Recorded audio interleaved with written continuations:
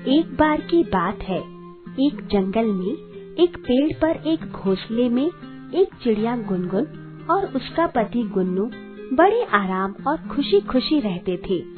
उनका जीवन बहुत अच्छा गुजर रहा था। वह एक दूसरे से प्यार भी बहुत करते थे। वह एक साथ ही खाना ढूंढने अपने घोंसले से निकलते थे और शाम होने से पहले अपने घोंसले में आ जाते थे। ऐसे ही दिन गुजर रहे थे। फिर एक दिन उनके जीवन में एक बहुत बड़ी खुशी ने कदम रखा। पता है वह खुशी क्या थी? गुनगुन चिड़िया माँ बनने वाली थी। यह बात उसने अपने पति गुन्नू को बताई। गुनगुन गुन्नू से, सुनो, मैं तुम्हें कुछ बताना चाहती हूँ। गुन्नू, हाँ गुनगुन, बोलो, तुम क्या कहना चाहती हो? वैसे आज तुम खुश भी बहुत लग रही हो, क्या बात है? हमें भी तो पता चले। गुनगुन, मैं माँ बनने वाली हूँ। गुन्नू यह सुनकर बहुत खुश हुआ।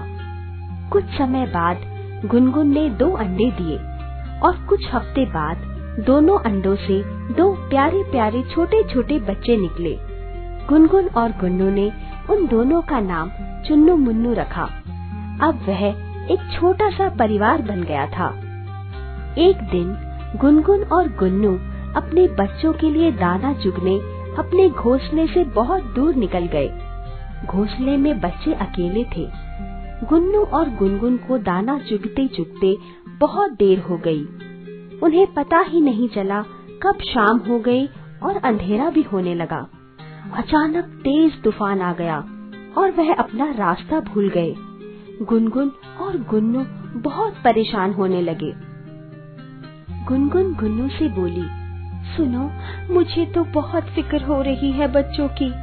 दोनों बच्चे घोंसले में अकेले हैं। मुझे तो बहुत डर लग रहा है। गुन्नू, मुझे भी बहुत चिंता हो रही है। हम अपने घोंसले से बहुत दूर आ चुके हैं। अंधेरा भी बहुत हो गया है और अब तो इस तेज तूफान की वजह से रास्ता भी नहीं दिखाई दे रहा। अब गुनगुन रोने ही लगी। क्या करती बेचारी, आखिर माँ है और हर माँ को अपने बच्चे की चिंता तो होती ही है। वे भगवान से प्रार्थना करने लगे। वे बेचारे दोनों कर भी क्या सकते थे। वहीं पास में एक जुगनू बैठा उनकी प्रार्थना सुन रहा था।